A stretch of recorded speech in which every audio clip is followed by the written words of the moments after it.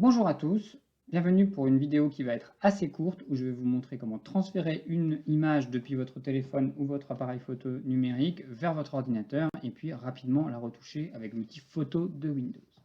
La première chose, une fois que vous avez pris votre photo, c'est de raccorder votre appareil à l'ordinateur, le plus simple étant d'utiliser le câble de connexion USB qui le permet.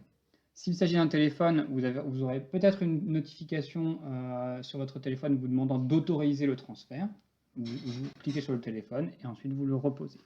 Ensuite, on va aller dans l'explorateur de fichiers qui se trouve ici. Voilà. Et on va trouver le téléphone dans la partie Ce PC. Si c'est un appareil photo, c'est exactement la même chose. On clique dessus. On va ouvrir les dossiers qui s'y trouvent. Alors, il peut y avoir plusieurs dossiers. Et les images qu'on a prises vont se trouver dans le dossier DCIM. Moi, comme il s'agit d'un appareil photo, en plus, je vais ouvrir le dossier caméra. Voilà, donc j'ai accès aux photos prises par mon téléphone. Je vais prendre la dernière, celle que j'ai prise pour l'exercice, et je vais la glisser vers image. Si je veux en télécharger plusieurs à la fois, en transférer plusieurs à la fois, je vais les sélectionner au préalable, toutes celles que je veux transférer, et je vais les glisser. Je vais en glisser une, les autres suivront. Moi, ce n'est pas mon cas, je vais uniquement glisser celle-ci vers image. Pour les classer ensuite dans Images, je vous invite à vous reporter à la vidéo gestion des fichiers et des dossiers où tout cela est expliqué. Maintenant, une fois que ma photo est dans Images, je vais l'ouvrir, la voilà, je vais l'ouvrir avec l'application photo. Normalement, c'est l'application par défaut, donc si je double-clique dessus, normalement, ça devrait l'ouvrir, voilà, c'est le cas. Si ça n'était pas le cas pour vous, il faudrait que vous fassiez un clic droit, ouvrir avec, et vous choisissez l'application photo. Voilà. Normalement, par défaut, ça doit ouvrir avec photo. Donc on a accès à l'image, on a des petites modifications rapides qu'on peut faire. On peut faire un zoom sur l'image, voilà, se déplacer si on n'a pas zoomé au bon endroit. Alors le zoom, c'est uniquement de l'affichage, hein, ça ne modifie pas la photo. On peut, avec la petite corbeille, supprimer la photo ou l'ajouter dans ses photos favoris, la faire pivoter. Voilà. On a uniquement à retourner l'image, on peut faire ça. Et la rogner, ce qui nous fait basculer sur les ajustements. Je reviens quelques secondes en arrière pour vous montrer qu'au lieu de cliquer sur rogner, on aurait aussi pu cliquer sur modifier et créer. Nous, on va uniquement voir la partie modifier avec le rognage, les filtres et les effets. Mais vous voyez qu'il y a la possibilité d'ajouter des touches artistiques, des effets 3D, voire du texte, et éventuellement même de faire un petit diaporama, ce que je laisse de côté pour aujourd'hui. Voilà, donc on revient au même endroit. Si je veux recadrer mon image, moi je veux faire disparaître mon portique, par exemple, je vais recadrer l'image. Alors je peux la recadrer comme je veux, avec les proportions que je veux, ou si je veux l'imprimer après, je peux lui demander, alors ça se passe sur le bouton proportion ici, de conserver des proportions données. Hop, voilà. Et dans ces cas-là, je ne vais pas pouvoir la réduire comme je veux. Donc moi, ça a peu d'importance, donc je vais choisir personnaliser pour pouvoir retoucher comme je veux mon image. Voilà, je l'ai recadré. J'ai aussi possibilité ici à nouveau de la pivoter, donc, comme on a fait tout à l'heure, hein, ou de la retourner, c'est-à-dire de faire une symétrie à partir de l'axe central. Voilà, ce que je ne vais pas faire. J'ai également la possibilité aussi d'incliner l'image pour la redresser. Si mon image est un peu de travers, je peux l'incliner comme ceci. On voit qu'en faisant ça, ça zoome légèrement, pour pas qu'il y ait de perte, bien évidemment. Et du coup, je peux incliner mon image d'un côté ou de l'autre, ce que je ne vais pas faire non plus. On verra comment enregistrer toutes ces modifications après. Je fais juste le tour des autres modifications. Donc, on va pouvoir cliquer sur Filtre. Voilà.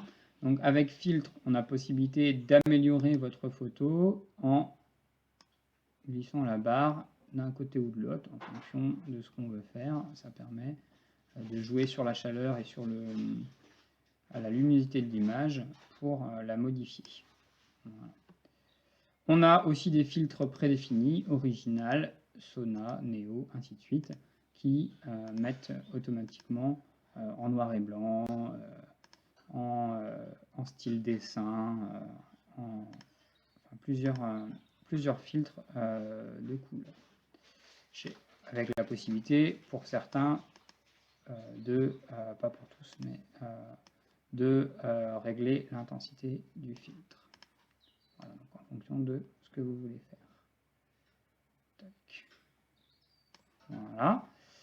Et enfin, la dernière partie, ce sont les ajustements, où on va pouvoir ajuster donc, de la même manière la luminosité et la couleur. Alors, je ne l'ai pas dit de tout à l'heure, mais il s'agit de faire un glisser-déplacer pour ajuster. Ça veut dire que vous restez appuyé sur le bouton gauche et vous déplacez votre souris à droite et à gauche pour ajuster tout ça. Je vais faire un petit peu plus lumineux et un peu moins de couleur. Voilà. Clarté vignette marche aussi. Alors ici, je n'ai pas du rouge, mais j'aurais pu faire la correction grâce à ça. Je vais vous montrer, je vais prendre une autre photo pour vous montrer ces deux options, yeux rouges et correction des boutons par la suite. Une fois que j'ai fini, je peux enregistrer une copie, ce que je vous conseille, plutôt que d'enregistrer tout simplement.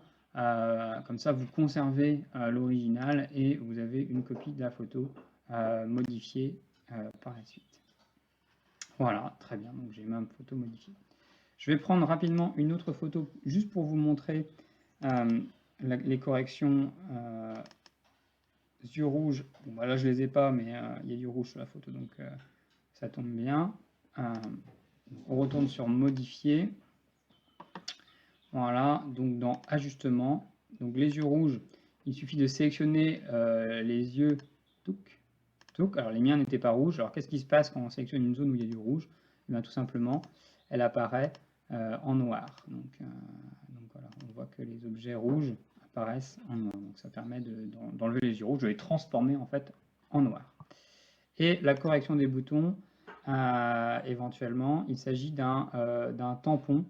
Donc on va cliquer sur la zone et en fait il va prendre une zone proche pour enlever le bouton. Si on le fait trop, voilà, déjà on voit là j'ai ma deuxième